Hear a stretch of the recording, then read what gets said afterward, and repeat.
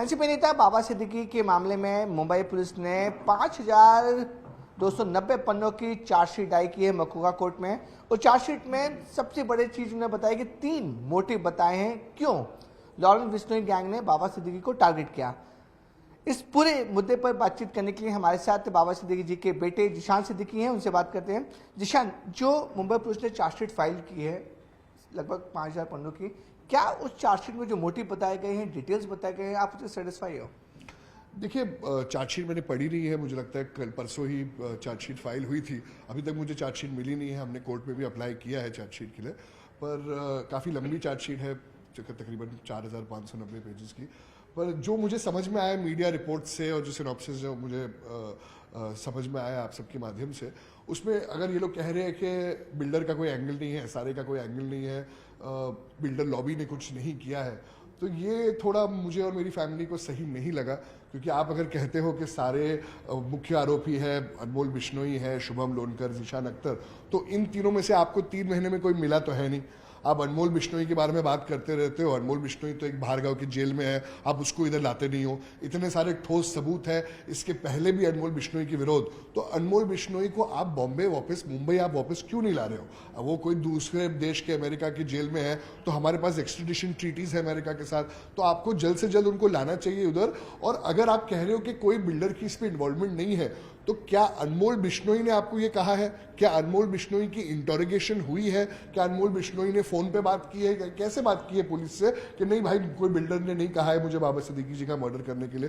तो आप कैसे कंक्लूजन पे आ सकते हो? आपने कौन से बिल्डर्स को इंटरोगेट किया है, उनका स्टेटमेंट लिया है, उनका मोबाइल टावर चेक किया है, उनका देखा है कि उनका कौन सा व्यक्ति कौन से इंसान के साथ टच में था? ये सब हमें चार्जशीट से पता चलेगा कि किसकी इंटरोगेशन हुई है, किसकी जो स्टेटमेंट ली गई है, या कुछ भी नहीं हुआ। तो ये सब दिखेंगे। और अगर बिल्डर्स की को बुलाया नहीं गया हो तो ये बहुत अलार्मिंग है कि आजकल कुछ भी हो जाएगा, सिर्फ बिश्नोई पे ब्लेम डाल देंगे और मर्डर्स होते रहेंगे। तो लॉ एंड ऑर्डर सिचुएशन तो महाराष्ट्र और मुंबई में it will become a joke. Chargesheet में जो हम लोग को जानकारी मिली, 3 मोटिव बताए गए। पहला मोटिव बताया गया कि आपके डैड बाबा सिद्दीकी सलमान खान के बहुत करीबी थे, इसलिए टारगेट किया गया। दूसरा मोटिव बताया गया था जो सलमान खान के जो फायरिंग हुई थी उसमें एक्यूज ने सुसाइड कर लिया, उसका बदला लिया गया। तीसरा मोटिव बताया गया कि अंडरवर्ल्ड की तर्ज पर लॉरेंस बिश्नोई मुंबई में दबदबा बनाना चाहता है एक्सटॉर्शन बिजनेस के लिए। क्या ये 3 मोटिव सेटिस्फाइंग है? बेसलेस है। एक तो आप मुझे बताइए कि सलमान भाई के कितने अच्छे दोस्त हैं। हाँ, सलमान भाई हमारे बहुत अच्छे फैमिली फ्रेंड है, मगर उसको लेके अगर आप कोई बच्चे को भी पूछ लो तो बोलेगा ये क्या लॉजिक है? सेकेंड, अगर पुलिस की कस्टडी में कोई सुसाइड कमिट करता है तो उससे मेरा और मेरे परिवार का क्या लेना देना है? कल को कोई भी किधर भी सुसाइड कर देगा, बोल देगा कि नहीं हमारे परिवार, इट्स जस्ट बेसलेस। और अगर फायरिंग हुई थी सलमान भाई के घर के बाहर, उसके बाद मेरे घर पे फायरिंग हुई है, ये भी अफवाह हुई थी। बहुत सारे आप मीडिया के दोस्तों ने मुझे फोन किया था जब मैं लंदन में था पिताजी के गुजरने के 4-5 महीने पहले। तो पुलिस ने क्या ये तहकीकात की है कि उस रूमर को, उस अफवाह को किसने फैलाया था? मुझे तभी कमिश्नर साहब का भी फोन आया था, जॉइंट कमिश्नर साहब का भी फोन आया था कि सब ठीक है ना, कोई गोलीबाजी तो नहीं हुई है। मैं और मेरे पिताजी नाश्ता कर रहे थे लंदन में, तो तब आपने फाइंड आउट किया कि ये रूमर किसने फैलाया। और अगर तभी आपको कुछ इंक्लिनेशन थी तो मेरे पिताजी की सिक्योरिटी क्यों नहीं बढ़ाई गई? और मेरी पिताजी की सिक्योरिटी थी नहीं, एक पुलिस ऑफिसर था जिसने सालों से अपना गन कभी यूज नहीं किया था। तो ये सबका जवाबदार कौन है? और अगर मुंबई पुलिस कहती है कि 1.5 महीने से हमारे घर पे आते थे, ऑफिस में आते थे, तो मुंबई पुलिस तब क्या कर रही थी? तो ये सब चीजें कौन, जवाबदारी और जिम्मेदारी कौन ले रहा है? मेरे घर पे मेरे पिताजी की मौत हुई है और आगे जाके किसी का भी मर्डर हो सकता है। कि मुंबई सेफ तो नहीं है। आए दिन सुनाई देता है कि किसी को गोली लगी है, किसी को ये लगी है, तो और किसी का भी ब्लेम बोलते हैं कि कोई बिश्नोई ने ले लिया, एक बिश्नोई कोई और जेल में है, दूसरा बिश्नोई कोई और जेल में है। तो एक इजीली आप बोल सकते हो बिश्नोई ने किया है, मगर आप जाके बिश्नोई को लाइए इधर और बिश्नोई को पूछिए कि आपको किसने कहा है ये चीज करने के लिए, तब आपको कुछ पता चलेगा ना। कंक्लूजन आप बना रहे हो तो आपने वैसे भी 1.5 महीने में जब ये चीज हो रही थी तो आपके इंटेलिजेंस ने आपको कुछ बताया नहीं, और 3 महीने में आपको कोई मुख्य आरोपी मिला नहीं है, तो फिर आप क्या कंक्लूजन बना रहे हो? लेकिन जिस बोलते 3 मोटिव पुलिस ने चार्जशीट में बताया, आप बोले कि बेसलेस है।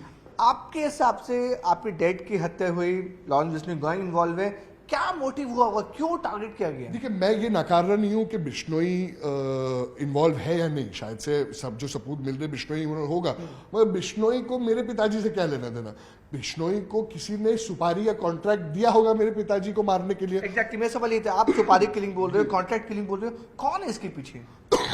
देखिए, मैं और मेरे पिताजी हमेशा हमने गरीबों की लड़ाई लड़ी है, उनके घरों की लड़ाई लड़ी है, तो कहीं ना कहीं ये बिल्डर लॉबी ही है जिसने ये किया है।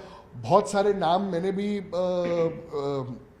पुलिस को दिए गए हैं, और आप देख रहे हो कि कितने प्रोजेक्ट्स चल रहे हैं, उसमें जो जो लोग गरीबों का हक मारने की कोशिश करते हैं उसके लिए मैं और मेरे पिताजी हमेशा खड़े हैं।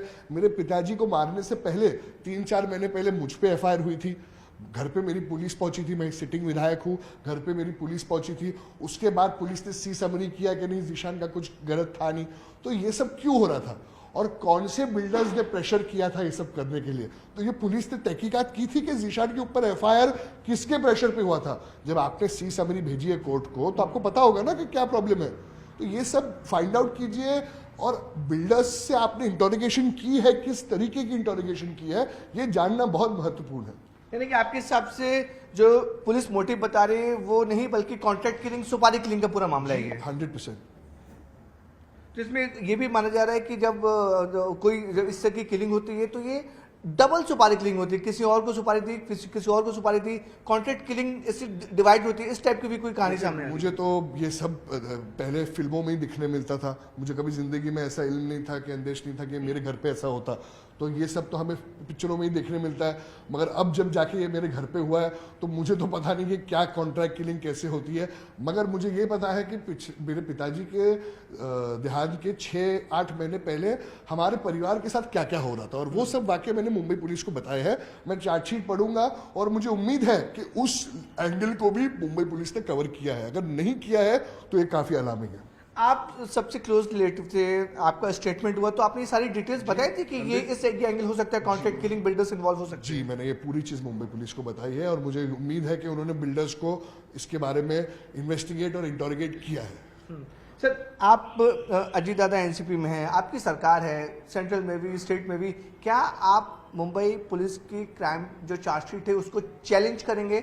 आप होम मिनिस्टर से बात करेंगे कि ये जो मोटिव है गलत है? मैं पहले चार्जशीट पढ़ूंगा, अपने लॉयर्स के साथ डिस्कस करूंगा, और अगर मुझे लगता है कि जो चीज़ें हमने बताई है उसको रिलेटेड इन्वेस्टिगेशन सही नहीं हुई है तो मैं अपनी फैमिली से डिस्कस करके ज़रूर चैलेंज करूंगा। Okay, thank you so much Zeeshan. ये थे हमारे साथ एनसीपी नेता जिशान सिद्दीकी, जो बता रहे कि मुंबई पुलिस ने जो चार्जशीट फाइल की है उसमें जो मोटिव बताया गया है वो कहीं ना कहीं गुमराह करने का मोटिव बताया गया है। जिशान पूरी तरह कॉन्फिडेंट है कि जो उनके पिता की हत्या की गई थी बाबा सिद्दीकी की, उसके पीछे कॉन्ट्रैक्ट किलिंग है, सुपारी किलिंग है। अब जिशान ये जानना चाहते हैं कि आखिरकार ये जो हत्याकांड को अंजाम दिया है लॉरेंस बिश्नोई गैंग है, उनको कॉन्ट्रैक्ट और सुपारी किलिंग किसने दी? हालांकि मुंबई पुलिस ने चार्जशीट में साफ तौर पर कहा है कि 3 मोटिव बताए गए थे। पहला कि बाबा सिद्दीकी सलमान खान के बेहद करीबी थे, इसलिए उन्हें टारगेट किया गया। दूसरा, जो सलमान खान की फायरिंग में जो एक्यूज थे जिसने सुसाइड की, उसका बदला लिया गया। तीसरा, लॉरेंस बिश्नोई गैंग मुंबई में अपना वर्चस्व जमाना चाहता था, इसलिए उन्होंने बाबा सिद्दीकी को टारगेट किया। मुंबई से कैमरामैन कल्पेश के साथ विवेक गुप्ता, न्यूज़ 18 इंडिया।